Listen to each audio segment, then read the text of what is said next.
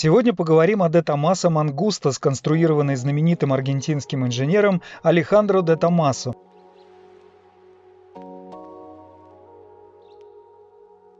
Алехандро де Томасо родился в 1928 году в Буэнос-Айресе. Его отец был видным политическим деятелем того времени и вполне мог стать президентом Аргентины, если бы не ранняя смерть, когда Алехандро было всего 5 лет. Мать же была потомком испанского вице-короля. Лишившись отца, будущий конструктор автомобилей рос, укрепляя свой волевой характер.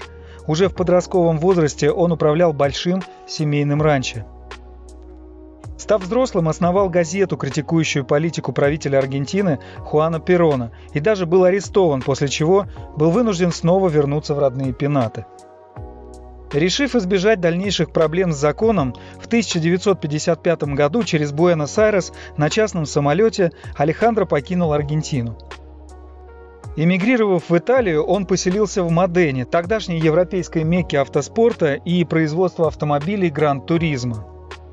До того, как покинуть родину, Алехандро обожал автомобили и успешно занимался автоспортом. Уже в 17 лет он гонял на собственном Bugatti Type 35, поэтому он с решимостью занялся продолжением этого дела в Италии в составе команд Maserati, Scuderia и Oscar. В 1957 и в 1959 годах выступал в Формуле 1, правда безрезультатно.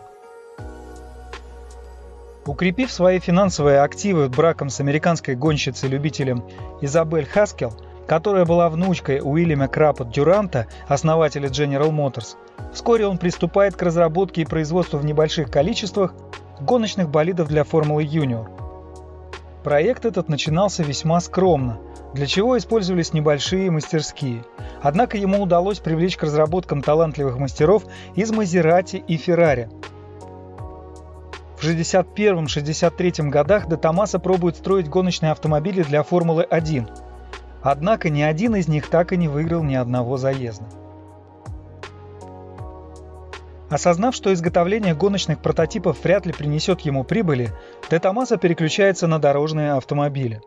Первой разработкой стал компактный и очень легкий Валлелунга с алюминиевой хребтовой рамой со среднемоторной компоновкой. Оснащенный 1,5-литровым четырехцилиндровым двигателем от Ford Cortina мощностью 104 лошадиные силы. Двухместный кузов был спроектирован дизайнером Джорджетто Джуджеро, а компания Ghia построила его из стеклопластика. Выдавая максимальную скорость в 215 км в час, автомобиль, однако, не пошел в полномасштабное производство из-за проблем с жесткостью конструкции. Всего было построено по одним данным 50, а по другим 53 экземпляра. В 1965 году, познакомившись с Кэролом Шелби, великим гонщиком и создателем знаменитой «Кобры», Алехандро де Томасо получил от него заказ на создание нового гоночного болида, который должен был заменить собой «Кобру». В то время она перестала соответствовать регламенту американского чемпионата на выносливость. Новый болид проектировался под индексом P70. Литера P означала «прототипи». а 70 – рабочий объем мотора в 7 литров. Чуть позже мы еще вернемся к этому факту. Однако, не дождавшись окончания работ, Шелби ушел, воодушевленный новым проектом GT40, в который оказался вовлечен корпорацией Ford. В итоге прототип получил имя Sport 5000, а открытый алюминиевый кузов, изначально спроектированный ателье Фантуцци, дорабатывался на финальном этапе силами ГИА. В это же время, используя шасси Валлелунга, Джорджетто Джуджера из ателье ГИА разрабатывает один за другим концепты De Tomaso Competizione 2000 1965 года и De Tomaso Pampero 1966.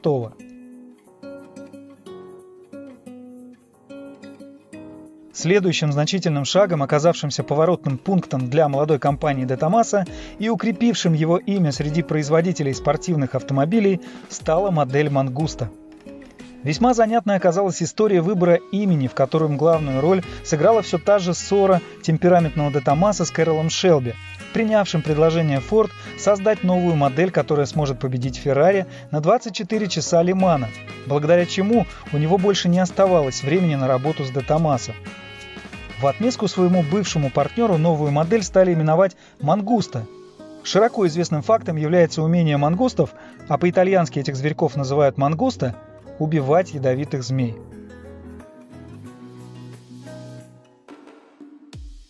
Модель оказалась весьма успешной и была продана в количестве более 400 экземпляров. Успех новой модели укрепляет финансовые позиции Алехандро де Томасо, и он выкупает кузовное ателье ГИА, строившее кузова для Мангуста. А спустя год, в 1969-м, он становится владельцем другой дизайн-студии Виньяля. Однако уже в 1973-м обе фирмы переходят в собственность Ford Motor Company. Именно с этого момента берет начало превращение старинных ателье в просто роскошные комплектации моделей Ford. Помните Focus в комплектации ГИА? Или Mondeo в комплектации Виньяля? В 1970 году была показана новая модель, которая продержалась в производстве 23 года, благодаря которой многим собственно знакома марка De Tomaso. Речь идет о модели Pantera.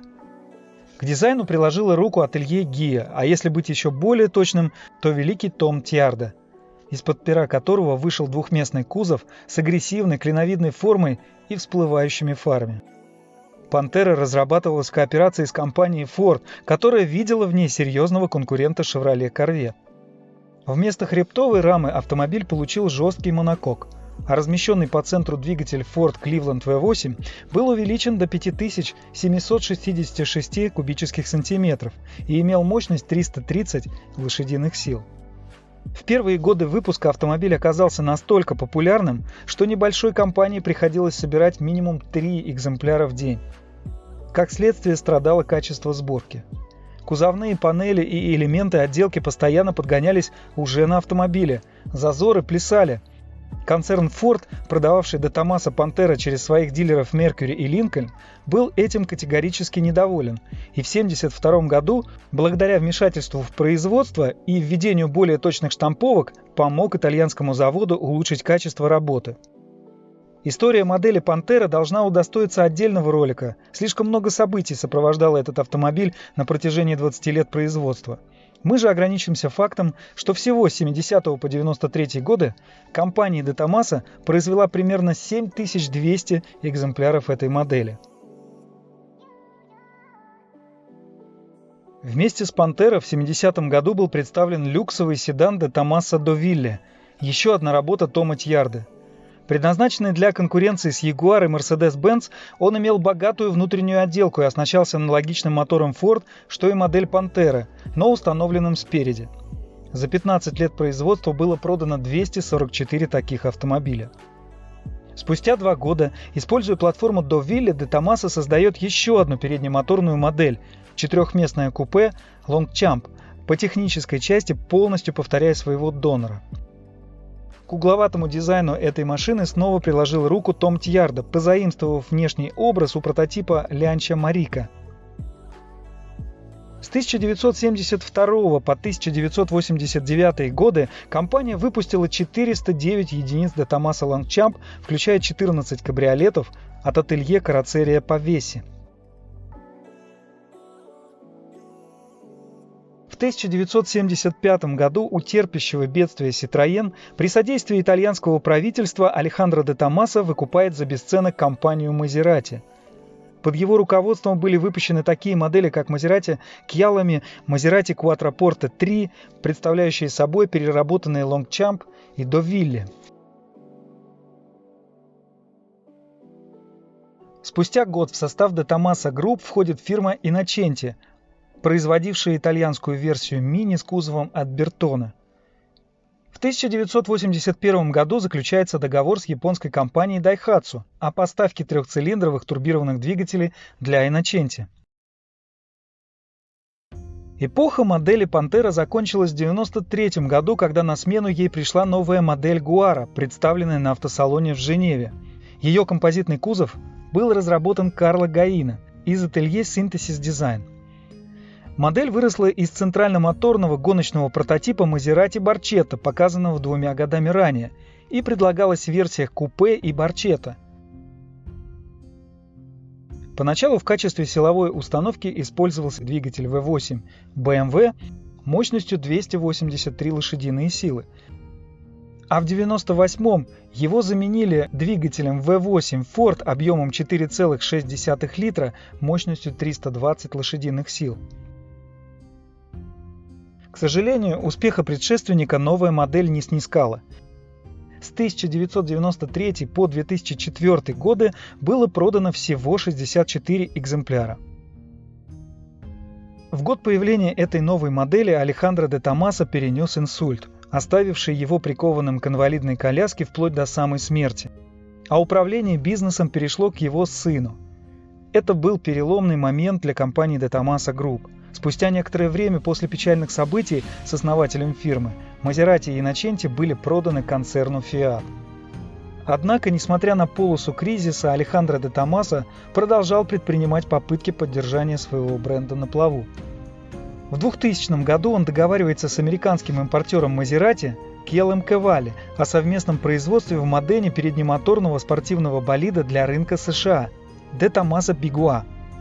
Представляя собой двухместный автомобиль со складывающейся твердой крышей, трансформируемый из родстеров в Таргу или купе, он оснащался двигателем Ford V8 объемом 4,6 литров, мощностью 320 лошадиных сил. Однако планам не дано было реализоваться в силу ухудшения отношений между партнерами. История 35-летней давности повторилась, и вот в 21 веке появилась новая Мангуста, но теперь уже под брендом Qualia. Проект не принес успеха американцу, выпустив всего 284 единицы. В 2003 году Qualia продал завод в Модене компании MG Rover. Алехандро де Томасо, не отчаявшись из-за сорвавшегося проекта, задумался о запуске в серию современной версии суперкара Pantera.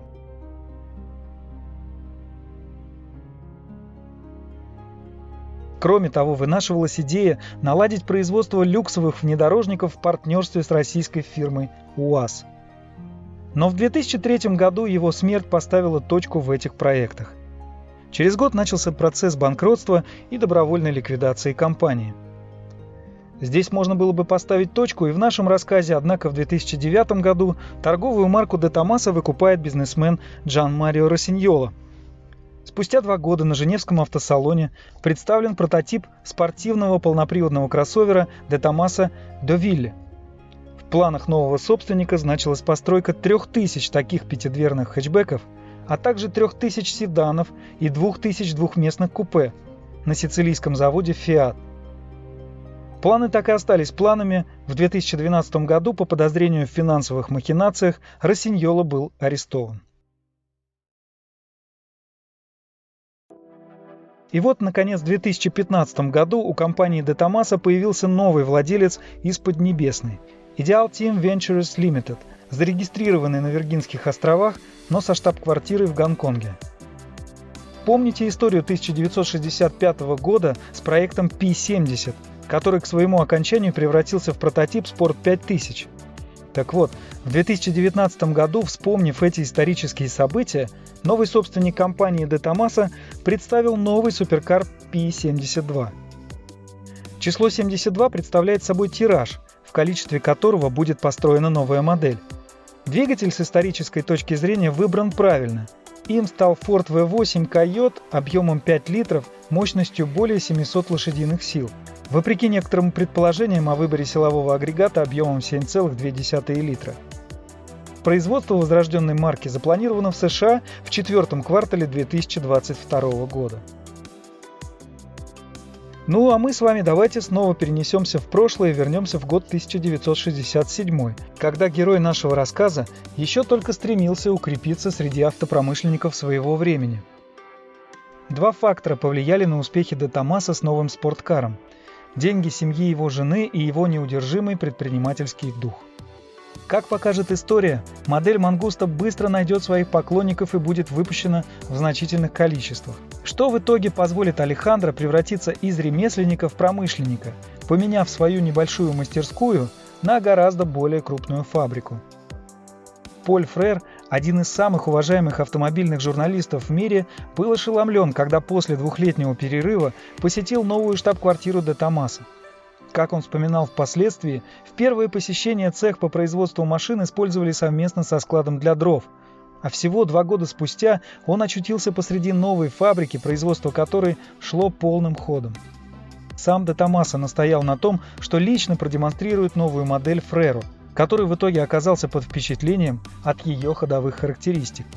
В появлении Мангусты была небольшая доля случайности. Узнав, что кузов спортивного автомобиля в стиле Гран-туризмо, созданный умелыми руками Джорджетто Джуджера для Биццарини, был отвергнут последним, Алехандро решил найти для него применение в своих собственных интересах.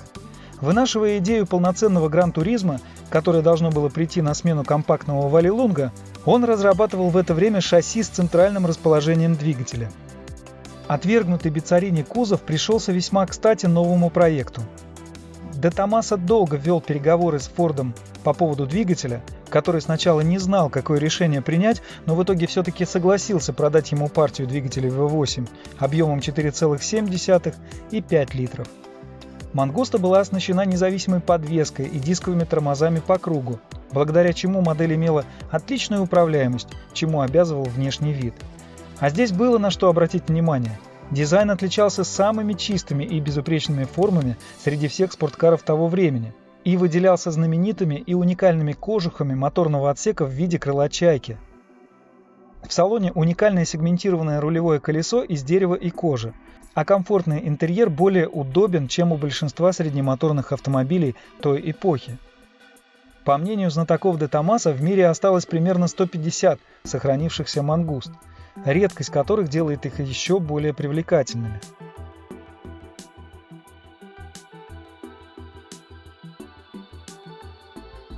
Представленный здесь автомобиль с номером шасси 0994 является одной из 50 построенных версий с одинарными фарами. Его ранняя история неизвестна, хотя считается, что он всю свою жизнь провел в Калифорнии. 2 февраля 2008 года он был куплен у Мэтью Читеа в Пласервилле, штат Калифорния, и был импортирован в Великобританию. Организацией этого вопроса занимались ведущий реставратор Де Томаса из Великобритании Роджер Броттон и его коллега Филипп Стеббингс. Со слов Броттона, автомобиль был лучшим кузовом Мангуста, который он когда-либо видел, когда его нашли в Калифорнии. Мангуста был быстро продан его нынешнему владельцу, коллекционеру-энтузиасту и издателю автомобильных книг. Сразу же после этого, под руководством все того же Роджера Броттона, Мангуста прошла длинный путь реставрации, занявший 7 лет, с 2008 по 2015 годы, стоимость которой составила почти 250 тысяч фунтов стерлингов. После окончания работ его можно было лицезреть на конкурсах автомобилей в Лондоне и Гудвуде.